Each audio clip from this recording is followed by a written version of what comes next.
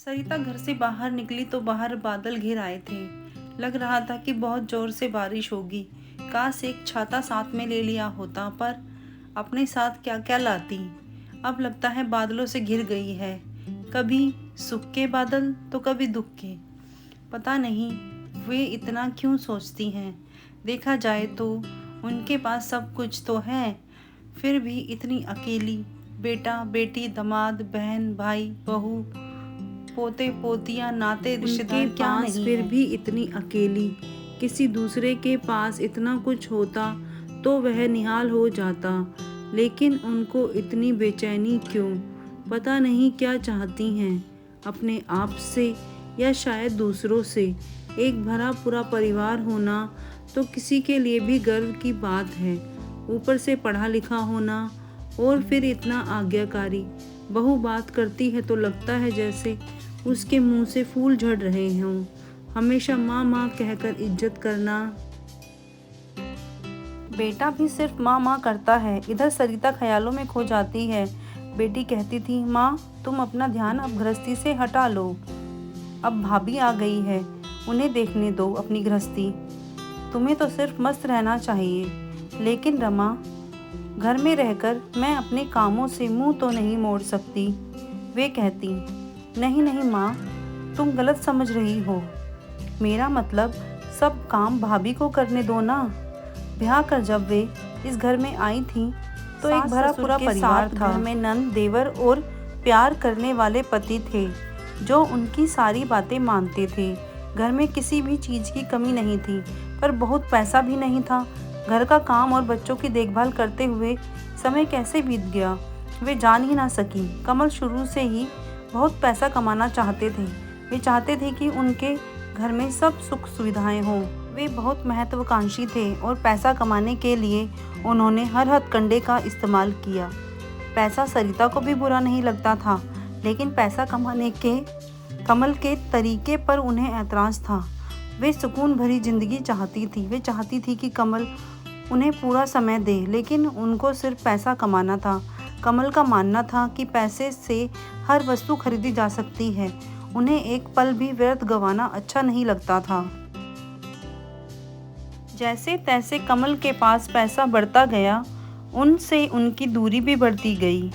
पापा, आज आप मेरे स्कूल में आना, पेरेंट टीचर मीटिंग है। माँ तो एक कोने में खड़ी रहती हैं, किसी से बात भी नहीं करती। मेरी मैडम तो कई बार कह चुकी है कि अपने पापा को लेकर आया करो। तुम्हारी मम्मी तो कुछ समझती ही नहीं। रमा अपनी माँ से शर्मिंदा थी क्योंकि उनको अंग्रेजी बोलनी नहीं आती थी। कमल बेटी को डांटने के बजाय हंसने लगे। कितनी बार तो तुम्हारी माँ से कहा है कि अंग्रेजी सीख ले, पर उसे फुर्सत ही कहाँ है अपने बेकार के कामों से। कौन से बेकार के काम? घर के काम क्या बेकार के होते हैं? वे सोचती, जब घर में कोई भी नौकर नहीं था और पूरा परिवार एक साथ रहता था, तब तो एक बार भी कमल ने नहीं कहा कि घर के काम बेकार के होते हैं। और अब जब वे रसोई में जाकर कुछ भी करती है तो वह बेकार का काम है, लेकिन प्रत्यक्ष में कुछ नहीं कहा। उस दिन के बाद कमल ही बेटी रमा के स्कूल जाने लगे। पैसा आने के बाद कमल के रहन सहन में काफ़ी बदलाव आ गया था। अब वे बड़े बड़े लोगों में उठने बैठने लगे थे और चाहते थे कि पत्नी भी वैसा ही करे। पर उनको ऐसी महफिलों में जाकर अपनी और अपने कीमती वस्त्रों व गहनों की प्रदर्शनी करना अच्छा नहीं लगता था। एक दिन दोनों कार में कहीं जा रहे थे। एक गरीब आदमी जिसकी दोनों टांगें बेकार थीं, फिर भी वह मेहनत करके कुछ बेच रहा था, उनकी गाड़ी के पास आकर रुक गया और उनसे अपनी वस्तु खरीदने का आग्रह करने लगा। सरिता अपना पर्स खोलकर पैसे निकालने लगी, लेकिन कमल ने उन्हें डांट दिया। क्या करती हो? यह सब इनका रोज का काम है। तुमको तो बस पर्स खोलने का बहाना चाहिए। चलो गाड़ी के शीशे चढ़ाओ। उनका दिल भर आया और उन्हें अपना एक जन्मदिन याद आ गया। शादी के बाद जब उनका पहला जन्मदिन आया था, उन दिनों उनके पास गाड़ी नहीं थी। वे दोनों एक पुराने स्कूटर पर चला करते थे। वे लोग एक बेकरी से केक लेने गए थे। कमल के पास ज़्यादा पैसे नहीं थे, पर फिर भी उन्होंने एक केक ले लिया और एक फूलों का गुलदस्ता लेना चाहते थे। बेकरी के बाहर एक छोटी बच्ची खड़ी थी। ठंड के दिन थे, बच्ची ने पैरों में कुछ नहीं पहना था। ठंड से वह कांप रही थी। उसकी हालत देखकर वे रो पड़ी थी। कमल ने उनको रोता देखा तो फूलों का गुलदस्ता लेने के बजाय उस बच्ची को चप्पल खरीद कर दे दी। उस दिन उनको कमल सचमुच सच्चे हमसफर लगे थे। आज के और उस दिन के कमल में कितना फ़र्क आ गया है, इसे सिर्फ वे महसूस कर सकती हैं। तब उनकी आंखें भर आई थी। उन्होंने कमल से छिपा कर अपनी आंखें पोंछ ली। एक आदत थी कि वे ज़्यादा बोलती नहीं थी, लेकिन मिलनसार थी। उनके घर में जो भी आता था वे उसकी खातिरदारी करने में विश्वास रखती थी, पर कमल को सिर्फ अपने स्तर वाले लोगों की खातिरदारी में ही विश्वास था। उन्हें लगता था कि एक पल या एक पैसा भी किसी के लिए व्यर्थ गंवाना नहीं चाहिए। सरिता की वजह से दूर दूर के रिश्तेदार कमल के घर आते थे और उनकी तारीफ भी करते थे। सरिता भाभी तो खाना खिलाए बगैर कभी आने भी नहीं देती, या फिर सरिता भाभी के घर जाओ तो लगता है जैसे वे हमारा ही इंतज़ार कर रही थी। वे इतने अच्छे तरीके से सबसे मिलती हैं आदि, लेकिन उनकी बेटी ही उन्हें कुछ नहीं समझती। रमा ने कभी भी माँ को अपना हमराज नहीं बनाया। वह तो सिर्फ अपने पापा की बेटी थी, इसमें उसका कोई दोष नहीं था। उसके पैदा होने से पहले कमल के पास बहुत पैसा नहीं था, लेकिन जिस दिन वह पैदा हुई थी उसी दिन कमल को एक बहुत बड़ा ऑर्डर मिला था और उसके बाद तो उनके घर में पैसे की रेलम-पेल शुरू हो गई। कमल समझते थे कि यह सब उसकी बेटी की वजह से ही हुआ है, इसलिए वे रमा को बहुत मानते थे।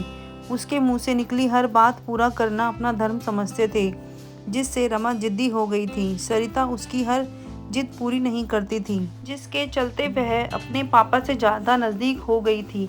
धीरे धीरे रमा अपनी ही माँ से दूर होती चली गई। कमल हरदम रमा को ही सही और सरिता को गलत ठहराते थे। एक बार सरिता ने रमा को किसी गलत बात के लिए डांटा और समझाने की कोशिश की कि ससुराल में यह सब नहीं चलेगा, तो कमल बोल पड़े, हम रमा का ससुराल ही यहाँ ले आएंगे। उसके बाद तो सरिता ने रमा को कुछ भी कहना बंद कर दिया। हर लड़की की तरह उसे भी अपने घर जाना ही पड़ा। जब रमा ससुराल जा रही थी तो सब रो रहे थे। सरिता को भी दुख हो रहा था। बेटी ससुराल जा रही थी, रोना तो स्वाभाविक ही था। सरिता को मन के किसी कोने में थोड़ी सी खुशी भी थी, क्योंकि अब उनका घर उनका अपना बनने वाला था। अब शायद सरिता अपनी तरह अपने घर को चला सकती थी। जब से वे इस घर में आई थी, कोई ना कोई उन पर अपना हुक्म चलाता था। नंद का, फिर बेटी का घर पर राज हो गया था, लेकिन अब वे अपना घर अपनी इच्छा से चलाना चाहती थी। रमा अपने घर में खुश थी। उसने अपनी ससुराल में सबके साथ सामंजस्य बना लिया था। जिस बात की सरिता को सबसे ज़्यादा फिक्र थी, वैसी समस्या नहीं खड़ी हुई। सरिता भी खुश थी अपना घर अपनी इच्छा से चलाकर, लेकिन उनकी खुशी में फिर से बाधा पड़ गई। रमा घर आई और कहने लगी, पापा माँ तो बिल्कुल अकेली पड़ गई है, अब भैया की शादी कर दो। सरिता चीख कर कहना चाहती थी कि अभी नहीं, कुछ दिन तो मुझे जी लेने दो, पर प्रत्यक्ष में कुछ नहीं कह पाई। और कुछ समय बाद रमा माला को ढूंढ लाई। माला उसके ससुराल के किसी रिश्तेदार की बेटी थी। माला बहुत अच्छी थी, बिल्कुल आदर्श बहू, लेकिन ज़्यादा मीठा भी सेहत के लिए नुकसान देता है, इसलिए सरिता उससे भी कभी कभार कड़वी हो जाती थी। माला बहुत पढ़ी लिखी थी। वह सरिता की तरह घर घुसरू नहीं थी। वह मोहित के साथ हर जगह जाती थी और बहुत ही अच्छी अंग्रेजी भी बोल लेती थी, इसलिए मोहित को उसे अपने साथ हर जगह ले जाने में गर्व महसूस होता था। उसने रमा को भी अपना बना लिया था। रमा उसकी बहुत तारीफ करती थी। माँ भाभी बहुत अच्छी है, मेरी पसंद की है, इसलिए ना। सरिता को हल्के रंग के कपड़े पसंद थे। आज तक वे सिर्फ कपड़ों के मामले में ही अपनी मालकिन थी, लेकिन यहाँ भी सेंध लग गई। माला सरिता को सलाह देने लगी, माँ आप इतने फीके रंग मत पहना करें, सोख रंग पहने, आप पर बहुत अच्छे लगेंगे। कमल कहते, अपनी सास को कुछ मत कहो, वे सिर्फ हल्के रंग के ही कपड़े पहनती हैं। मैंने तो कितनी बार कोशिश की इसे गहरे रंग के कपड़े पहनाने की, पर इसे तो वे पसंद ही नहीं है। कब की थी कोशिश कमल, सरिता कहना चाहती थी, एक बार कह कर तो देखते, मैं कैसे आपके रंग में रंग जाती, पर बहू के सामने कुछ नहीं बोली। आज सुबह रमा को घर आना था। उन्होंने रसोई में जाकर कुछ बनाना चाहा, पर माला आ गई। माँ लाइए, मैं बना देती हूँ। नहीं, मैं बना लूँगी। ठीक है, मैं आपकी मदद कर देती हूँ, उन्होंने प्यार से बहू से कहा। नहीं माला, आज मेरा मन कर रहा है तुम सबके लिए कुछ बनाने का। तुम जाओ, मैं बना लूँगी। माला चली गई। पता नहीं क्यों खाना बनाते समय उन्हें जोर से खांसी आ गई। मोहित वहाँ से गुजर रहा था। वह माँ को अंदर लेकर आया और माला को डांटने के लिए अपने कमरे में चला गया। सरिता उसके पीछे जाने लगी ताकि उसे समझा सके कि इसमें माला का कोई दोष नहीं है। वे कमरे के पास गई तो देखा दोनों बहन भाई बैठे हुए हैं। रमा आ चुकी है और उनसे मिलने की बजाय पहले अपनी भाभी से मिलने चली गई थी। उन्होंने जैसे ही अपने कदम आगे बढ़ाए, रमा की आवाज़ उनके कानों में पड़ी। माँ को भी पता नहीं क्या ज़रूरत थी किचन में जाने की। तभी मोहित बोल पड़ा, पता नहीं क्यों माँ समझती नहीं है। हर वक्त घर में कुछ ना कुछ करती रहती है, जिससे घर में कलह बढ़ती है। मेरे और माला के बीच जो खटपट रहती है उसका कारण माँ ही होती है। क्या मैं माला और मोहित के बीच कलह का कारण हूँ? सरिता सोचती ही रह गई।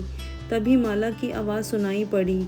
मैं तो हर वक्त माँ का ख्याल रखती हूँ, पर पता नहीं क्यों माँ को तो जैसे मैं अच्छी ही नहीं लगती। अभी भी तो मैंने कितना कहा माँ से कि मैं करती हूँ, पर वे मुझे करने दे तब ना। मैं समझती हूँ भाभी, माँ शुरू से ही ऐसी है। रमा की आवाज़ आई। माँ को तो बेटी समझ नहीं पाई, भाभी क्या समझेगी। सरिता चीखना चाहती थी पर आवाज़ जैसे गले में ही दब गई। अच्छा, तुम चिंता मत करो, मैं समझाऊंगा माँ को। यह मोहित की आवाज़ थी। कभी माँ की भी इतनी चिंता करनी थी बेटा, कहना चाहा सरिता ने, पर आदत के अनुसार फिर से चुप ही रही।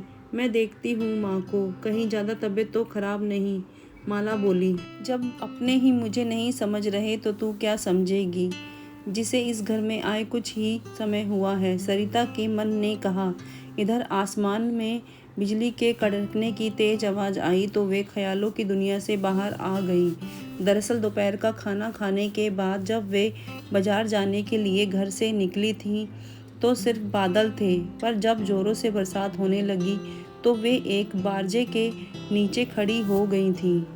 और अब वे फिर सोचने लगी कि अगर वे भीग कर घर जाएंगी तो सब क्या कहेंगे। रमा अपनी आदत के अनुसार कहेगी, माँ को तो बस भीगने का बहाना चाहिए। कमल कहेंगे, कितनी बार कहा है कि गाड़ी से जाया करो, पर नहीं। मोहित कहेगा, माँ मुझे कह दिया होता मैं आपको लेने पहुँच जाता। बहू कहेगी, माँ कम से कम छाता तो ले ही जाती। सरिता ने सारे ख्याल मन के अंततः से निकाल दिए और भीगते हुए अकेले ही घर की तरफ चल पड़ी।